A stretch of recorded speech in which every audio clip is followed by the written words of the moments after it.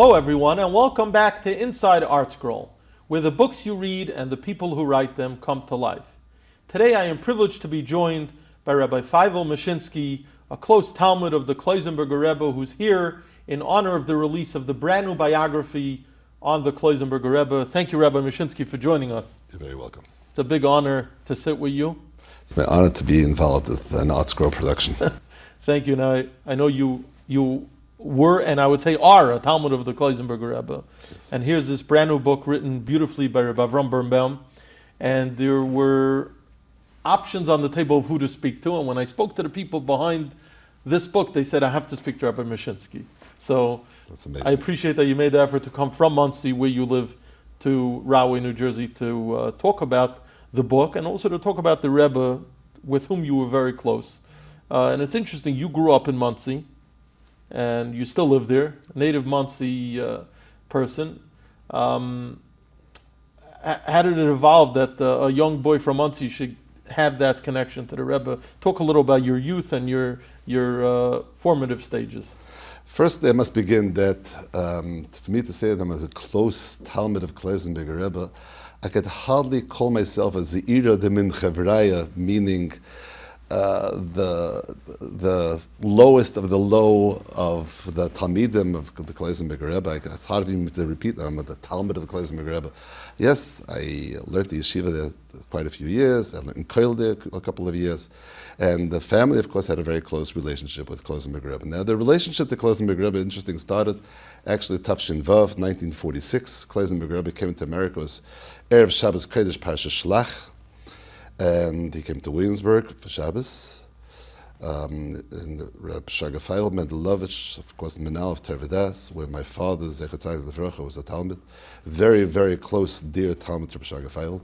Rabbi Feivel sent 9 Bachrim to see the Klausenberger Rebbe. Rabbi Feivel was a very good pedagogue. He understood who belongs where. And he selected these 9 Bachrim. Actually, 4 went Friday night, I believe, and 5 went for Shalosh Shudas, so the reverse. And my father got connected to the Rebbe at that moment and remained a chassid ad Zibula Basrais until the day he was nifter. What connection did it have? Well, he davened Kabbalah Shabbos in Tervidas. From there, my father walked over to the Tzelem Shtibel where the Klausenberger Rebbe was davening. Klausenberger Rebbe was up to he davened for a moment. He was up to Haych Shemin Esrei, Moida Menach Nulach, and by the words Hatrev Ki L'Chol Rachamech, he spent almost an hour singing and crying and reaching out to HaKadosh Baruch Hu, physically reaching out to HaKadosh Baruch Hu. And my father looks at, here's a Yid that just lost his wife, his 11 children, his mother, his siblings, his whole kehillah got wiped out. He saw Europe burning. He saw the greatest Talmid Chacham and the greatest Gedolei Yisrael dying in concentration camp. And he's saying the words, how is that possible? That made him a chassid. And until the day he was nifter, he was a chassid of Klausenberger Rebbe. And he instilled in us, between Rabbi Feivel Mashinsky and Klausenberger Rebbe, those were his 2 Rebbes. Ad Kadei Kach, my name is Rabbi Feivel, I'm named after Rabbi Feivel Mashinsky. This was his life, this was his mission in Klal Yisrael to pass this on from generation to generation. My father was a Rebbe for 56 years, in yeshivas from Valley Monsey, and literally every single day, those 2 tzaddikim were mentioned. Then at that time, was my Rebbe Zechain Levracha, meaning Rabbi Feivel Mashinsky. My Rebbe Zalzayin Gesund was the Klausenberger Rebbe. Till the day he was nifter, this went on. Wow. And that's my connection. So when the Rebbe came back to America in the year Tafshin Lamed Beis, he came because his wife, the Rebbetzin, was ill at that time. He came here for 13 weeks. He came right after Sukkot. He stayed here till Chamisha Asa B'Shvat. At that time, I was learning in Beis Shraga in Monsey. And of course, I had a desire to learn in Klausenburg. I had 2 older brothers. Both of them actually went to Kiryat Sanz to learn. My oldest brother went at the age of 13, which today is unheard of. Send a little child off to yeshiva in Eretz Yisrael, a 13-year-old child. But I must add that the Klausenberger Rebbe called up my mother and asked to have my brother come to learn in Eretz Yisrael. He told her, don't worry, he'll be like a child by me, he will eat by me, he will sleep by me. I will learn with him privately, which he did. It's actually brought in the book. And he was supposed to, the agreement was for 1 year, but he stayed 3.5 years. He came back at the age of 16 and a half. He spent, I think, one night he spent in Monsey, and the rest of the time he was together with the Rebbe.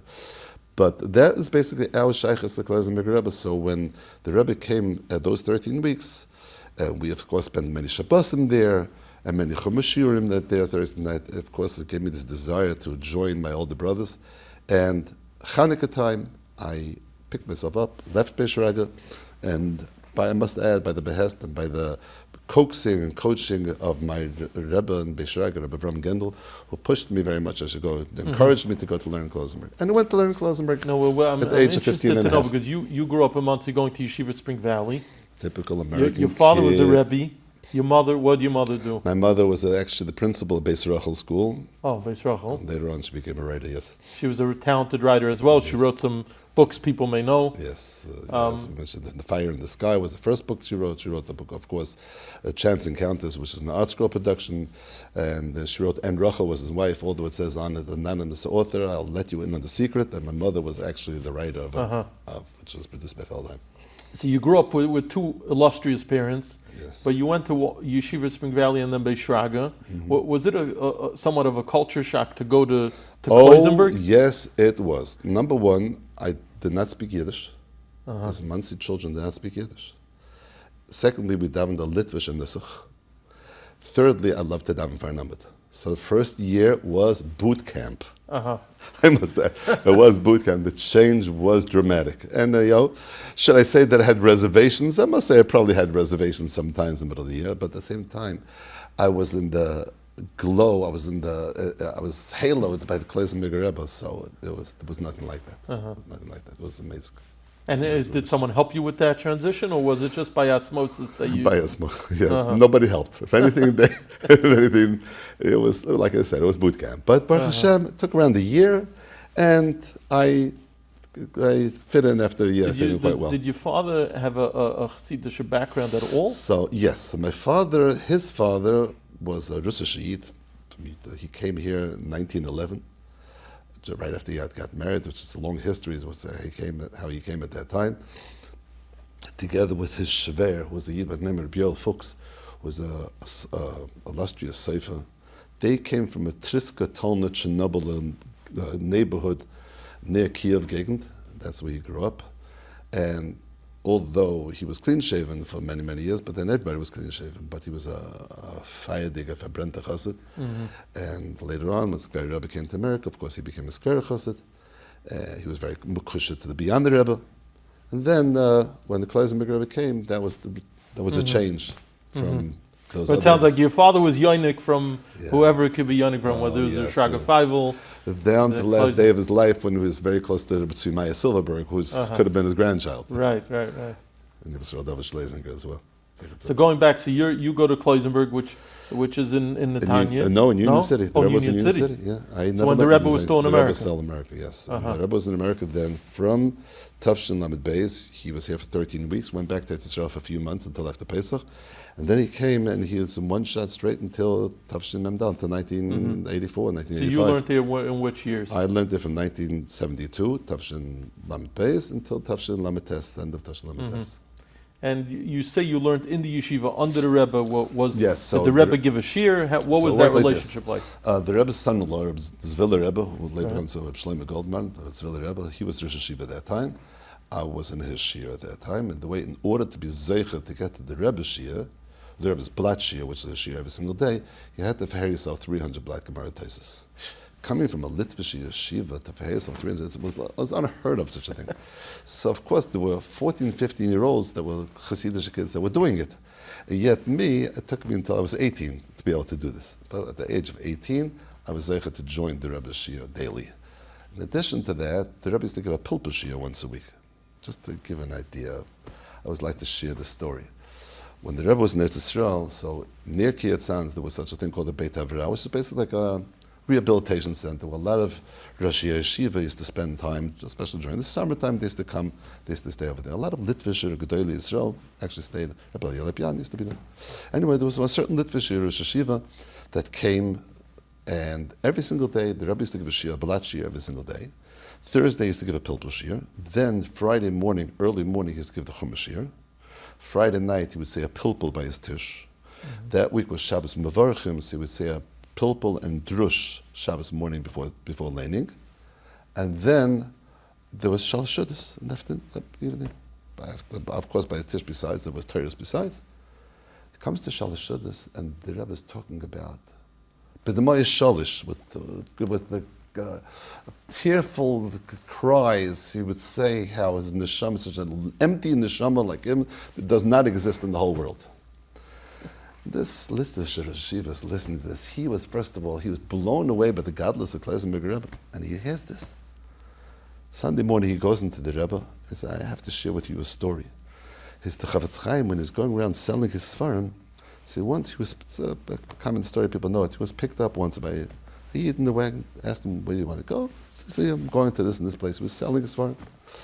And the Yid strikes up a conversation with him. He asks him, where do you come from? He said, I come from Radin. He said, oh, Radin, you probably know the Chavetz Chaim. He said, yeah. So, what do you say about the Chavetz Chaim? He said, he's not what people make of him. This person was haste. Turned around and slapped the Chavetz Chaim in the face. And when he came to the next town, of course, they recognized him. And Nebuchadnezzar, he throws himself on the ground and apologized to the Chavetz Chaim. And the Chavetz Chaim said then, Zaytais, it seems that you're not allowed to talk Lashon Hara about yourself either. He repeats the story to the Rebbe. Rebbe, you're not allowed to talk Lashon Hara about yourself. He says, I'm not worried. Nobody's going to slap me. That was his cute humor that he had. Right. His humility and his humor together. Right. So this was a typical Seder Hayoim. When I turned 18, my brother at that time, my older brother, who was in Edinburgh, Moshe Wolfson, he was nifter very young, he was the kais of the Klausenburger Rebbe. He wrote shuvas to the Rebbe, he wrote the Laila Pilpulim Friday night.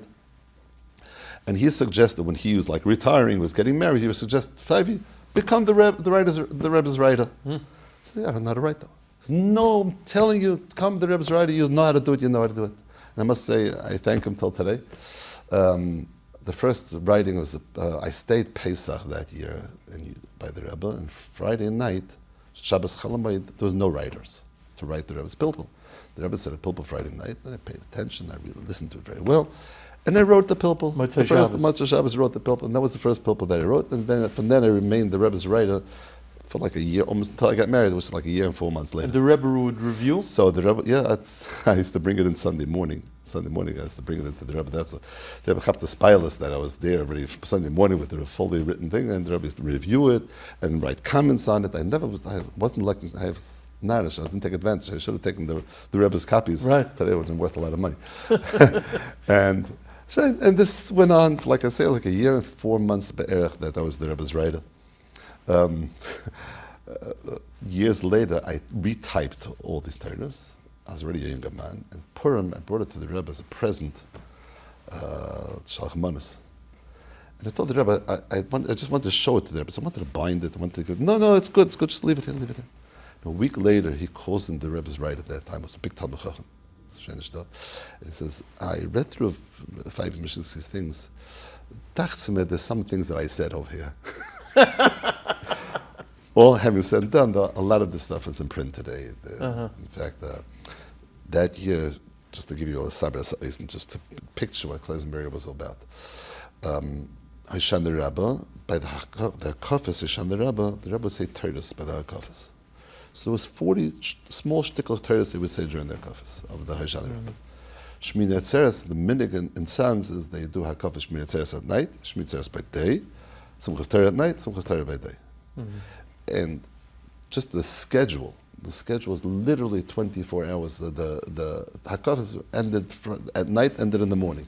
And it was an all-day event.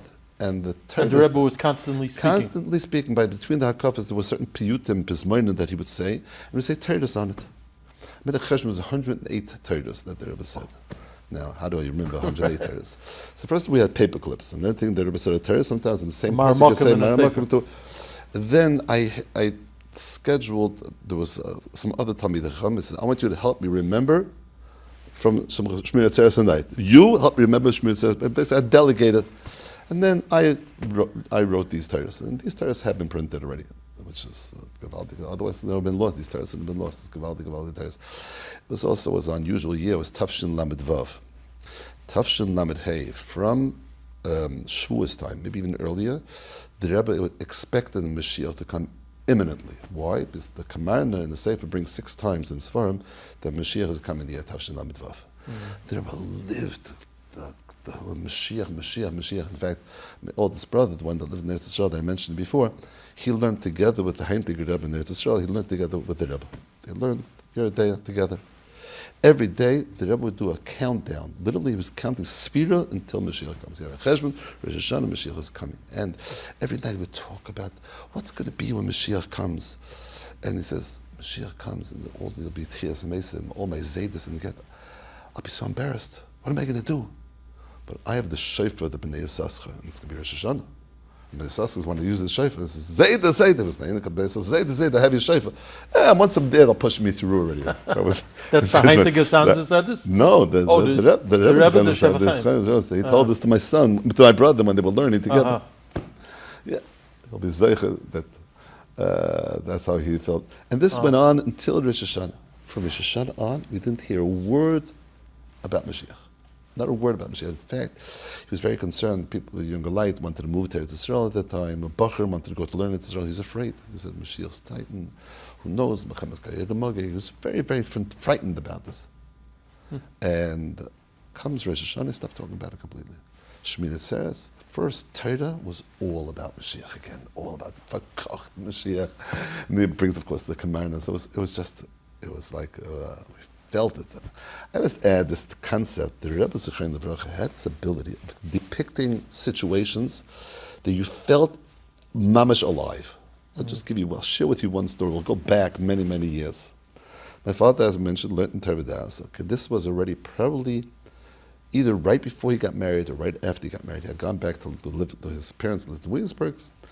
Anyway, there was a group of boys that came from South America to learn in Tervadas. And my father was Makar of these boys, a lot of these boys.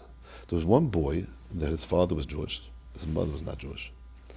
And he came also to learn in Tervadas, and there was a big issue at that time. What should they do? Should they accept him? Should they not accept him? There was an issue between Rabbi Kamenetsky and Samarov, exactly how they should handle the situation.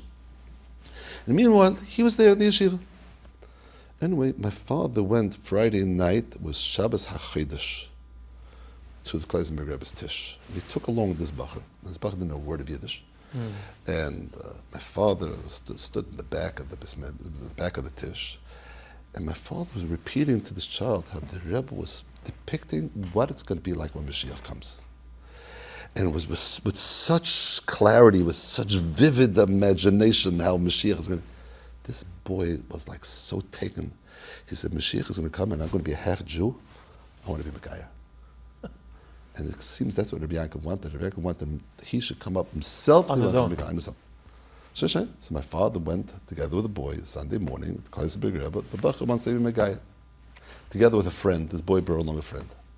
So my father, and there was the mikveh yid in the Tzelem mikveh, and one other person. They did the Mila and Tvila. A Mila I think he had. It was just a Tvila issue. Maybe not Tafas Dambris. Not sure about that. But then the Rebbe said, in addition, I know you're Bacher, is learning yeshiva already. I would like you to undertake one thing that you don't have to undertake, but just because you want to be an El-Chid. The Bacher had very long hair. No, I guess there was a style, didn't the long job. So I'd like to cut off your hair. This is like Shum Shanagib cutting off his hair. I was cutting my hair, cut off the hair. This other boy that was with him was also from South America and also had long hair. Boy, on the spot. You know what? I'll cut off my hair, and then it won't look so framed if you cut off his hair. The mask, cut off his hair. That's before that's human. And after this, he went into the mikvah. Just to give an idea of how the Rebbe's godless, and besides everything else, he had this godless of his way of speech, of way of delivery. Today, Baruch Hashem, there are hundreds and hundreds of tapes of Klausenberger Rebbe. We hear the clarity of the Rebbe's, whether it's learning or whether it's stories that he would repeat, or life experiences, or mashalim that he would give with such clarity. It was amazing. So, yes, that was my shaykhus to Klausenberger Rebbe. So Baruch Hashem was zeiched. Not only that, I used to write his shiurim as well, his blat shiurim. It was difficult. The Rebbe at that time was already older, and he couldn't take cold. So the room where he sat in was like 90 degrees. It was like the Bachram, just to stay awake was difficult. How many Bachram were in the shir at the time? 20, 25, maybe. Probably peak was maybe 30 Bachram who sit at the shir. And the Rebbe began also, he used to suffer terrible headaches. He used to have this band, they took a band, like a cloth band, and they'd freeze it. They pulled that on his head. He said he suffered terrible migraines. He suffered migraines since World War II. He said that that's what caused these terrible migraines. He used to take Excedrins like non-stop. The most strongest painkillers because of this, anyway, and that's who you sit. And he talked very quietly, so it was a hard time to hear him as well. But Baruch Hashem was Zeicha. I remember learning Kedushin.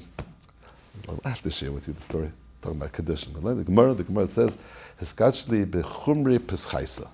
Chumri peschaisa, the Gemara, I think it's Daf Yud, Yud Aleph, it says Chumri peschaisa, is Chumri button blaz. This was one of the first shiurim that I went to the Rebbe. And the Rebbe starts discussing what does it mean button blaz? Does it mean a hook? Does it mean a button? It goes to kol hashas, wherever you use such a lashon, kichayme, kamin chayme, this exact lashon. And whether it is a button, what's a hook, what's a button, an hour and a half he spent on that Rashi. I was exploding. I was used to the Rebbe's pshatlach. The pill was gag, color through together, color terikula. It was like a brain exercise. And here you're listening to the Rebbe for an hour and a half is depicting this Rashi, taking it apart to know what it means. Anyway, when the shir was over, I ran downstairs. I went to such a thing which is called a public telephone. I don't know if anybody knows what that means today. And I call up my father, and he says, Alanar hazeh palalti. I had to fire myself 300 black maratosis to hear a shir what the button is. And my father says, tell me more. So I explained to him. He says, that was Rabbi Yankov Kamenetsky. Rabbi Yankov Kamenetsky's shiurim in Tervidas was to understand every single taitshvat in the Rashi. Many, many years later, I was sitting together with the Rebbe's son-in-law, Rabbi Feivel Mashinsky, in the car. I was repeating to him those good old days, and I repeated to him the story. The Rebbetzin was sitting, his Rebbetzin was sitting in the back, the Rebbe's daughter was sitting in the back. I'll say this in English, man tatat megazukt. 95% von Lumdus is touch. My father said 95% of Lumdus is touch. And that's the way his blatt shiurim was. A pilpa shiurim, like I mentioned, it was Pshatlach Friday night, it was a chachma, it was a limud. In fact, that style of pilpul, more of a Galician, Polish style of learning. There was many sfar, talmidim of the Chanukah Satira, the Rebbe Heschel, the Kruk of Rav, that his talmidim had that seder. The Rebbe had kisvei yadis from those talmidim. And is that where the Rebbe got his mahala from? And the Rebbe had his mahala from that. I'll share another story I wanted that to be one of the first stories in the book. I had for myself 300 black and tesis, and a year later the Rebbe was getting on my case. Okay, that's it. But there were such titles in the yeshiva. There was a title, if you had yourself 300 blatt, you got a title, Tzuvim Rabbana. And they gave you such a diploma. 600 blatt was a chaver, 1,000 blatt was a merino. Kids, 16, 17-year-olds, they had themselves the Weisses. Gemara Rashi Toises. And it wasn't stammer for hair, it was a very tough hair. It's like, Koilish, and I'm even Mifalesh Ashvers. Koilish Ashvers were very, very tough type of hairs, really tough type of hairs. In any case, he's not making a session for hair myself. And I said, okay, I'll give my excuse, I'll let the yeshivas, I started late, I'm a late bloomer, what do you want from me? So says, let me share with you a story. He says, when he was a child, he was 7, 8 years old. So he told me he was 7, 8 years old. And the Binyan David, the Ihal Rav, came to visit his father, Nick. And he was a very famous Baldarshan. The Weitz and the Meisels family, all Einiklach, they're all related. And he came to Darshan he was a big mefalpel, very much into drush. And the Ridnik Rav was mechabit him Shabbos morning to say a pill. Sunday morning they're eating, the Ridnik Rav, the Rebbe's father, and the Iyal Rav were eating breakfast together. And the Rebbe walks in, and the Ridnik Rav asks the Rebbe, Zalmalayv, the Rebbe's name, Zalmalayv, no, what do you say to his pill? He says, I could do the same thing. He says, He got up on a chair, and he was learning the sugi, just painting pictures. He was 7 years old. He was learning the sugi of Takvakoyin, but Metzia was a lamda shasiya. And I gemacht with the fingers, I said a whole pilpul and Takvakoyin. Zij haben gelacht for me. They were laughing for me. But from that day on, I've been saying Pshetlich until today. He says, you could. What's the weekend? You could. Yes. So that was just to share that story. So yes, and that was my connection to Klausenberger Rebbe those years, of course. The yeshiva years, and the hiskashus that I had was probably the greatest hiskashus of that last year and 4 months when I had opened doors to the Rebbe. The Rebbe, now today, a lot of Rebbes are closed in. In order to get into Rebbe, you have to have the greatest protection. Shmuessen. If you come with something to talk of learning, was open. He couldn't wait. He was machayetzer. He said, I'm not a shadchan. I'm not a real estate agent. I'm not a business financier. You come with a divided Torah, I'm here to listen. And that was open doors for anyone. And they used to bring in this pshatlach and we review it and discuss it. And my brother, he, of course, he had even a closer shaykh. So he was a very Luya Shekap, and the Rebbe had a very close shaykhs with people with good heads. Himself was, of course, brilliant. So he, and a lot of the Rebbe's tshuvas and deriyatza that were written was my brother's works. Mm-hmm. It's amazing. We're sitting here for a little while, and you're talking about the Rebbe's Torah is godless and Torah, and many people outside of this conversation are not even aware of that component of the Rebbe's godless. Yes. They hear Klausenburger Rebbe, they'll tell you, he endured the Gehenim of the Holocaust, and Nebuch, he lost his Rebbetzin and his ganze Mishpacha, and then he came, and they'll tell you he built Laniado Hospital. They'll skip over the whole mahus of who the Klausenberger Rebbe was. It's amazing. Heard a good gedank about that, Taka. There were years that the Rebbe's Torah was not so visible. The years, post-war years, where they was busy building up Klal Yisrael. In fact, a lot of times he said, first, I'm trying to make the Holocaust survivors human beings. He says, the Gemara says about Moshe Rabbeinu that he taught them how the avodah mitzrayim how to eat. The 3 times a day that they eat. Basically, he taught them human behavior. Right. These Nebuch, they went through a concentration camp. They were not subhuman people. When they would see food, they would attack food like it was uncontrollable. First, I want them to make human beings. Then I want them to make them Yidden. Then I want to make them Hasidish Yidden. That was his mahalach. Then I want to make them B'nai Torah. But he was the first and foremost Lemaisa to jump into this idea. Number one, of having a koil, Hasidish koil in America was unheard of, such a thing. In yeshivas, of course, when you read the book, you find out about post-concentration camps and all the DP camps. We had over 40 Moistus HaTorah from day one.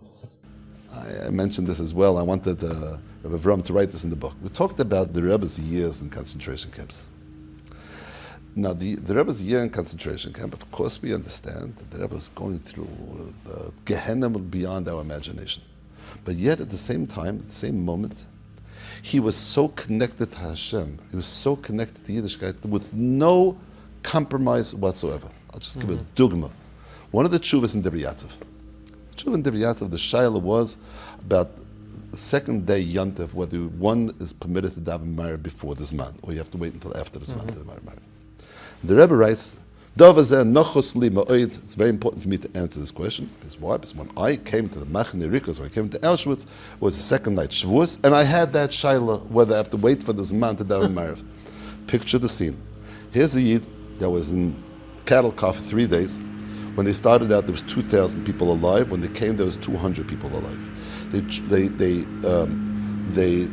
When they came off the cattle cars, they were chased with Dobermans and with the Rottweilers, with German Shepherds. And the concern that he had at that time, whether Shittas Rabbeinu Tam, whether he's let daven Ma'ariv, that was his. How is it physically possible for a person to be that way? Number one. Throughout the concentration camp, his Zarg was about what is going to do about Lechem Mishnah and about Pesach, and he never put in a morsel of food in his mouth. There was a shail of kashrus whatsoever in Chalavakum. I mean, things that are beyond our imagination that a human being could do so. The liberation was Erev Lag Ba'omer, Lamed Beis Ba'omer. the American soldiers came in and they were giving out chocolates for the survivors, which, by the way, killed a lot of the survivors. The bodies were not. And of course, everybody pounced on it. And they were saying, no, you're not allowed to eat this. So what do you mean you're not allowed to eat this? It's until now, you were slaves, you were potter. But now you're freed. You're not allowed to eat this. What are you talking about? You're not allowed to eat this. So yeah, you're not allowed to eat this. Like to him, Yiddishkeit was uncompromising. So how is this? When I discussed this with Rabbi Avram, it was Parashas Vayigash. When he talked about Yosef HaTzadik was in the Bartach Dias Parashas Miketz Vayigash. Actually, Miketz was.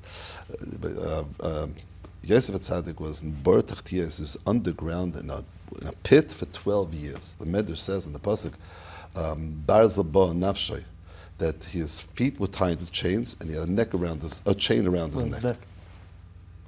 And 12 years was like that. All of a sudden, one nice day, the Sarah Mashkim, the Sarah Ofen comes in, and they had a bad dream, and the next morning, Yes walks in and says, hey, Madua Panechem Ram, what's this all about? You look depressed. What do you mean depressed? 12 years and you're not depressed? And 2.5 years later, of course, 2 years later, they schlep Yosef out, they put him in front of Pari, and Pari is giving advice. Yosef is giving advice to Pari. How? How is that humanly possible? The pasuk right before it says, "Hayi Hashem imay." When Hashem is with you, it makes no difference whether you're in a concentration camp, whether you're in Williamsburg, whether you're in Union City, whether in Yerushalayim, whether you're in Kiryat Sanz, whatever. You serve Hashem the same way. Wow. So talk about a message that should be given over to the generations. This is the message. Serving Hashem uncompromising. There was no Rebbe, compromise. In your interactions with the Rebbe over the years, did he ever talk about the unfathomable tzaras that he endured? Did he talk about his Rebbe in and the his early kid? years he didn't. The earlier years when Union City I didn't hear it. Later on, Tafshin, Lamed Zayin, Lamed Ches, Lamed Tes, he started talking about it much more. In what context? In Chumash Rashi shiurim, he would talk about, there was certain stories. In fact, there's this famous story, which I think is brought in the book as well, where he talks about this first Shabbos when he wanted lechem mishnah, he couldn't have lechem mishnah. He says, the Eibishter took everything away from me, my wife, my children, wants to take away my Yiddishkeit also. Famous story. And a Yid came and handed him lechem mishnah. Nachdasi added some marmalade, like a jelly to get a ladder with him. And he vanished. He never saw him since then. And he said, he says, when you had such true, unbreakable faith in HaKadosh Baruch Hu like he had, he was able to live that way. It's amazing to think that the scars and the nightmares that he lived through he was like almost an impenetrable wall that he just didn't allow it to... He did suffer, I must say. He did suffer. First of all, he suffered physically. His headaches that I'm talking about.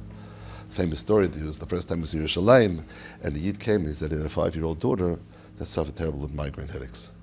So they said, I'm suffering anyway. You know what? I'll take her. And this child walked out, and Baruch Hashem, she was good for the rest of it. And the Rebbe had his headaches. And he suffered his headaches, was really, really suffered terrible headaches. And he was, at the same time that he was such a sickly, weak person because of this, at the same time, when it came to Torah and Yiddishkeit, it came to dancing at kafas, was not sleeping, writing the Chiddushei Torah, writing the tshuvas, was all-night events. I'll share with you another story about writing tshuvas. First of all, this whole Divrei Yatzov, you read the Divrei Yatzov, you see the godless, not only is godless in Torah, but it's godless in Yerushalayim, how his approach to writing a tshuva with such kavod rosh, such seriousness, with such eloquence. It's a famous tshuva that the Rebbe wrote to Rabbi Yashiv. The shaila was about a yibam shaila. I'm not going to go into detail of the shaila. The shaila, Rabbi Yashiv did not want to pass on the shaila on his own. He wanted the Rebbe just you're talking about people did not know about the Rebbe's godless. Rabbi Yashiv knew about the Rebbe's godless. And he wanted the Rebbe to pass on the shaila as well. Interesting, Rabbi Yashiv did not pass in the same way as the Rebbe, but whatever it was, the woman never remarried anyway, but that was another issue. The Rebbe's talmidim brought the shaila to the Rebbe. They came for Rosh Hashanah to the Rebbe, and they brought the shaila to the Rebbe. Now it's Rosh Hashanah. It's made tshuva, Yom Kippur. I don't have time for this now. You'll stay after Yantif, after Sukkot, and we'll write the tshuva then. Chein. That was the agreement. After Sukkot, they're going to write the tshuva. Yom Kippur at night, after Kol Nidre, after a drasha, after a Marav, after the Shir Kov, the Shir Yichud, it's 11, 12 o'clock at night. Now I have time. They spent the whole night darked in the Chua, talk about godless and Torah. Yes, so the shakalt mit the world, the Heintige Gedali Yisrael, the Yatzev is on there on the eye level. Right. In this firm section. I mean, from right to left, the Yatzev. So I think the importance of speaking to someone like you is the same relevance of this brand new book, and that is to so to speak, keep the memory of the Rebbe alive. Of course, it's alive in his svarim and his ksavim and the fruits of his labor, which we see today in Kiryat Sanz and so on and so forth, flourishing Hasidus in America and Eretz Yisrael. It's phenomenal to see the Paris. The Gedolei Yisrael would say about the Klausenberger Rebbe, there were a lot of Gedolei Yisrael, big talmid, but nobody built hospitals. Right. Besides that, built hospitals. Besides that, did mifal hashas. Besides that, did koil hashas. Besides that, all these other things. And besides, built the whole Kiryah, which is Kiryah Yisrael, which is a shame of the greatest Gedolei Yisrael came out. There were years from 1962 to 1967, 1968, that he produced talmidim Gedolei, literally Gedolei Yisrael. Mm-hmm. I mean, the Rabbi Roshi of Montreal, Benjamin Weiss, the Rabbi Roshi at one time is not alive anymore, of Antwerp, is Valtalia Rubenstein. You have one after that, of course, all the Weiss children, we're all familiar with them, Rabbi Asher Weiss and Beryl Weiss. And, the Gedolei Yisrael, his mahalach then was, now I'm not a Rebbe. Now I'm producing Gedolei Yisrael. And his cheshbon producing Gedolei Yisrael was that point. He felt that during the war, he had 1.5 million children, which could have been a potential thousands and thousands of Gedolei Yisrael. They were all wiped out. Who's going to replace them? Mm-hmm. And there was this whole concept of producing Gedolei Yisrael, and his shita was, in order for a person to be a murderer, he has to be a baki b'shas. Mm-hmm. That was his mahalach. He wanted his talmidim to be baki b'shas. That's how Koil Shas began, and that's how Mifal Shas began, to create Gedolei Yisrael, and that was his approach to Klal Yisrael. He had such a broad vision about what we're doing for Klal Yisrael. I just would like to share the first time he met Rabbi Feivel Mashinsky. Rabbi Feivel was having his original ideas of Torah Maseret at that time. And they were sharing this idea. He was sharing these ideas that every single community in America, where there's a million Jews, there has to be a shul and there has to be a yeshiva. And the Rebbe asked him, how are you planning to do this? We're going to make a revolution. And the Rebbe was so nispal, so I couldn't get over it. Here's a Hungarian Jew that hardly knew a word of English, Rabbi Feivel Mashinsky, and he's making a revolution. And he got that concept, making a revolution. From Rabbi Feivel? My name is Rabbi Feivel. That's my interpretation. Wow. But he revolutionized the concept of making Gedolei Yisrael. Mm-hmm. That was his dream, that was his aspiration, that was what he looked forward to, that's what he wanted to create. And he put his koiches into that, first in a small vein in his own talmidim, and then of course as it spread to Mifal Hashas and Koil Hashas and Baruch Hashem. Now you have all the other organizations like Dirshu and many others that are basically, what is the expression when you copying is the best best form of flattery. Best form of flattery, yes. And in fact, Hafstad says until today, David says until today that his inspiration was from Klausenberger Rebbe. He himself was in Mifal Hashas. So there we go. No, it's unbelievable. It's unbelievable to hear your recollections, and I see the Rebbe come alive in your eyes. And it's a pity we don't have time to talk about your days growing up in Monsey and the days days. I'm here. It's irrelevant. Here to talk about the Rebbe. I don't think that's negaya to the Rebbe's to the Rebbe's story, but the Rebbe itself. There's so much. Those 7 years that I lived in Union City and Bechlal, I was, of course, even after I moved back to Monsey, I was in Klausenburger Koil in Monsey for a while, but I still had a very close shaychus to the Rebbe. I used to go to the Rebbe all the time. We had a very, very close. In fact, I must say, the Rebbe was a shadchan twice in his life. I mean, when I say shadchan, I mean full shadchanas. There was Yidin Barpag's name was Reb Shmuel Krasny. He was his shadchan. He was my shadchan. Oh, the Rebbe was your shadchan? My shadchan. And I must add, this is the time that was the case of the Rebbe. My shver, the Rebbe was like a real shadchan. He'd call up my shver Sunday morning. soon to be a shver, called him up Sunday morning. I must tell you, this bacher just brought in the pshetel, and I must tell you, I was so impressed. And after every single b'shov, he'd call him up, my father, to find my shver, to find out how it went. Like, very personally valued member Sadi Kedushin. Wow. And I lived in Union City. It was one of the things he insisted that we live in Union City, and my wife was definitely not at that time ready for that, but the Rebbe insisted, and of course she was Chassidista, and she did it, and it was a wonderful times of our lives, those 2.5 years that we lived in Union City.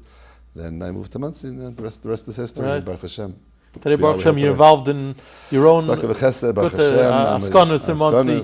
You're carrying on the Rebbe's legacy, which was always Torah v'chesed. Yes, I must add that I always have this, when I give my shiurim, I always think, what is the Rebbe? Begins in I think about my shiurim today. I learn Daf Yomi. Of course, I must say, the Tavshin Membeis, the famous Siyam Hashas, where the Rebbe was the guest speaker at that event, and he was talking about that Kushta Koi, truth remains forever.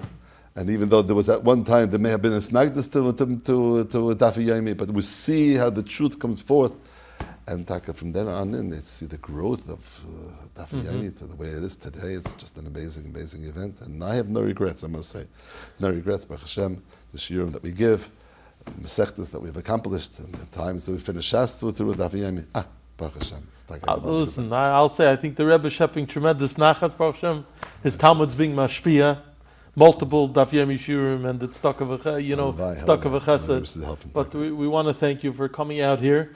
I know you have a busy schedule, Baruch Hashem, but you came out here to Rawi to share your zechroinus, and whatever people tasted in this interview, I think they'll get more of by picking up the book and getting that rich flavor of who the Rebbe was, and the hashpah that he had, and the hashpah he's still having, and the inspiration that we could take, even anachnu aktanim, we could take each on our own level inspiration from what the Rebbe was able to be. I look at this, that there is Gedolei Yisrael, there's HaKadosh Baruch Hu's mashpia, Baruch Hu brings down from Ginzei Mirem, the Monsey said about himself, Ginzei Mirem, a neshama that he should be the God, he should be appointed as Gedolei Yisrael. Now, for us to be a Gedolei Yisrael, I don't think that was the message of the book. We're not going to become Gedolei Yisrael. There's no way that we could even. I think it was the Sfasemis that says the Monsey Yigir Masai Lemasai Vaisa Halavai should become the spitz, the tip of Nervas. We should realize what Gedolei Yisrael are. We should respect Gedolei Yisrael. We should realize what we had. And we still have today, Baruch Hashem, there are Yidden that are going these ways, and we should respect them, and we should take advantage.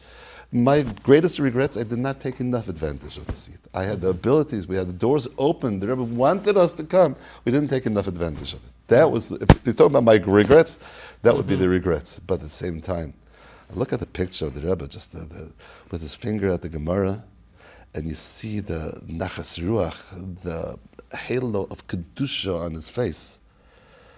It's amazing. It's an amazing feeling. It's amazing. Incredible.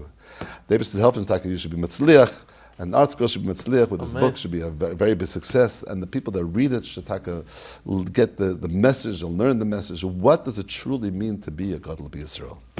Amen. Rabbi Mashinsky, thank you for being here. You're very welcome.